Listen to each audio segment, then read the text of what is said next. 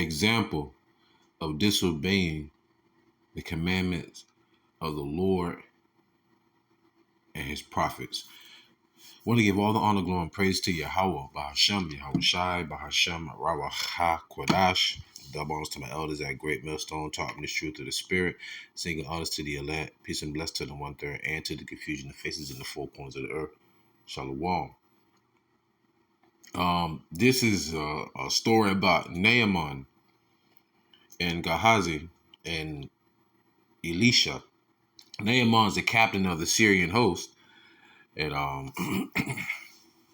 Elisha is pretty much Elijah's protege. I believe Gehazi would be Elijah's servant. Now, Naaman had leprosy. What is leprosy? Well, it's the opposite pretty much of melanin. Melanin would be what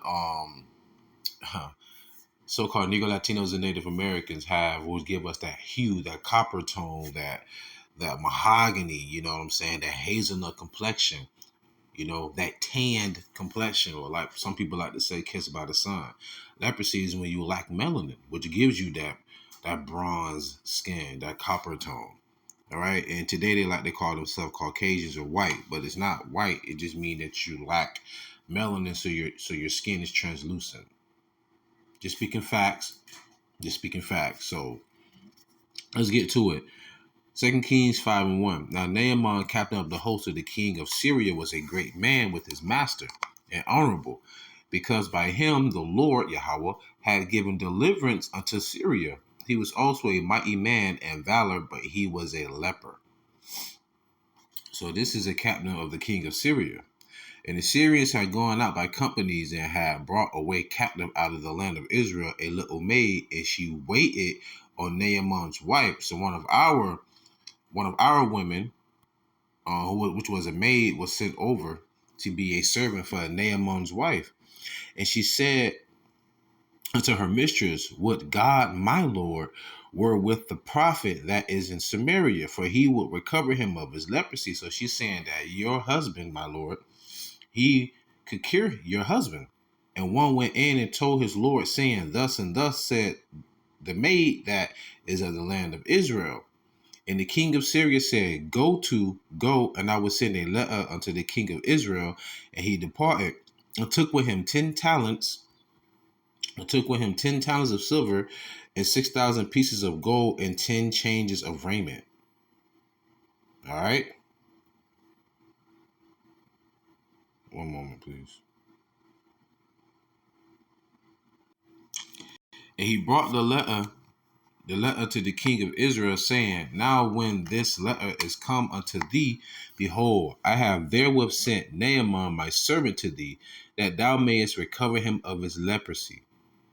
And it came to pass, when the king of Israel had read the letter, that he rent his clothes. Rent means to rip apart, take away, strip away. And said, am I God to kill and make alive, that this man doth send unto me to recover a man of his leprosy? Wherefore consider, I pray you, and see how he seeketh a quarrel. Quarrel means to fight against me.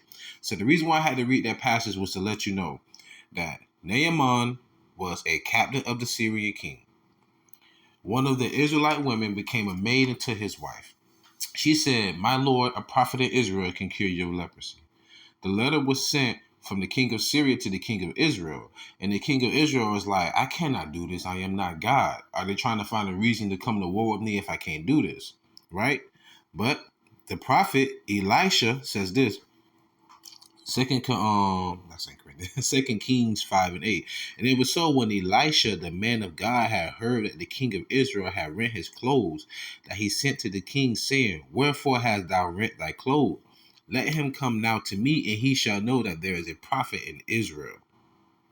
All right, so here it comes. Elisha is going to cure him, right? Listen. But this is why you're going to understand, an example of the disobedience of the commandment of the Lord and of the prophets. So Naaman came with his horses and his chariot and stood at the door of the house of Elisha. And Elisha sent a messenger unto him, saying, Go and wash in Jordan 7 times, and thy flesh shall come again to thee, and thou shalt be clean. But Naaman was wroth and went away and said, Behold, I thought he would surely come out to me and stand and call on the name of Yahawah his God and strike his hand over the place and recover the leper. So he seeking a sign, wanted something to be, physical. No, I want to see you call on. Hold on, wait a minute now. Even YAHAWASHI said, if you don't believe in me of the works I do, believe of the Father.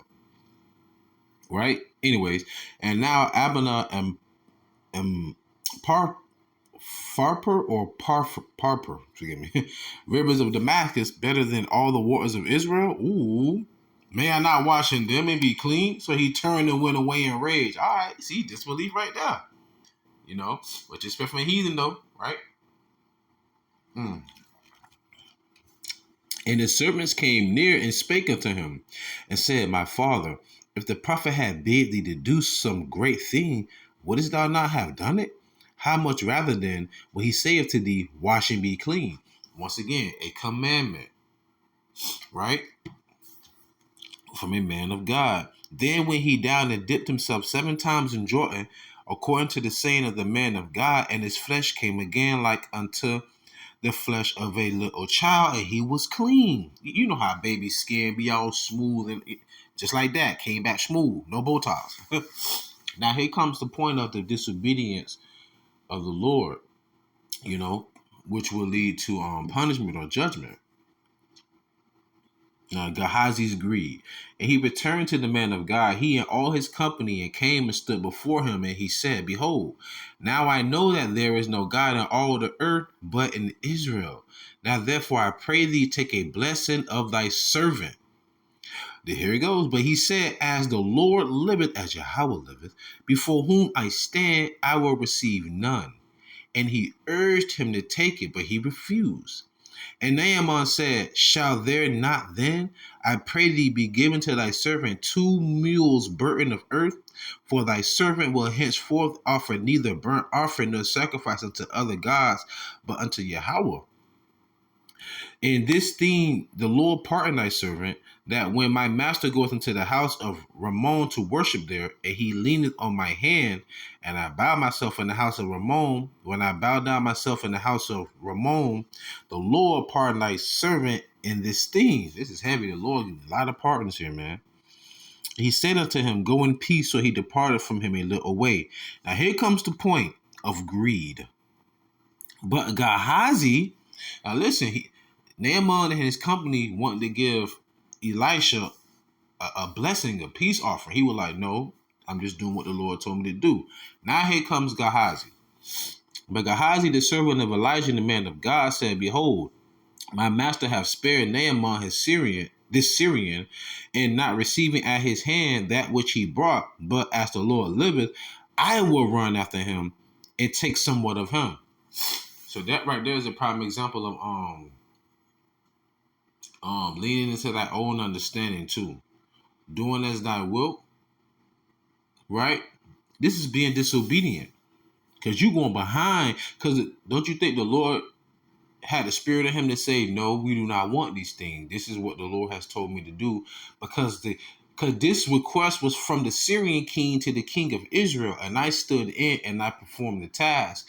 And you want to come behind this entire ordeal because of your greed, right? But Gehazi followed after Naaman, and when Naaman saw him running after him, he lighted down from the chariot to meet him and said, Is all well? And he said, All is well. My master hath sent me. One, ye lying. The Lord hate a liar. Saying, Behold, even now there be come to me from Mount Ephraim 2 young men of the sons of the prophets. Give them, I pray thee, a talent of silver and 2 changes of garments. Wow. So he lied. He lied on the prophet. Lied on Elisha. Pardon me, sipping my tea. Verse 23. And Naaman said, Be content. Take 2 talents. And he urged him and bought 2 talents of silver and 2 bags. Wow. With 2 changes of garments, and laid them upon 2 of his servants, and they bare them before him. And when he came to the tower, he took them from their hand and bestowed them in the house. And he let the men go, and they departed. But he went in and stood before his master, and Elisha said unto him, Whence comest thou, Gehazi? And he said, Thy servant went no whither. That's twice he lied. And he said unto him, Went not mine heart with thee? Like, you don't think I know? When the man turned again from his chariot to meet thee, is it a time to receive money and to receive garments and olive yards and vineyards and sheep and oxen and men servants and maid servants? In other words, he like, is this the time to be doing that? In other words, who told you to do that? You took it upon yourself, right? Okay, that's pretty much what the prophet was saying. And here come the last verse, 27. The leprosy thereof of Naaman shall cleave unto thee and unto thy seed forever.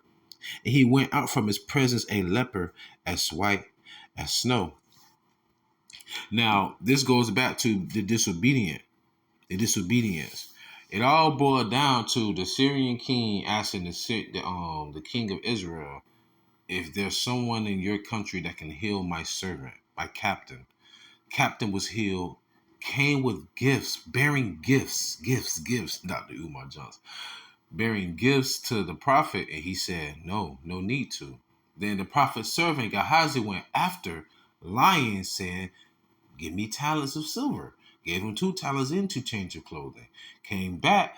Elisha said, Whence comest thou? He lied again. And then lo and behold, the Lord laid the leprosy upon him and his seed forever. So if you ever, in my mind, in my opinion, as a man I speak, if you ever see an Israelite like a jade, you can tell and look at them and be like, that's a jade, but they pale all over, or they got vitiligo, or they got, the blonde hair with the translucent skin. In my mind, through the spirit, I believe that to be the seed of Naaman.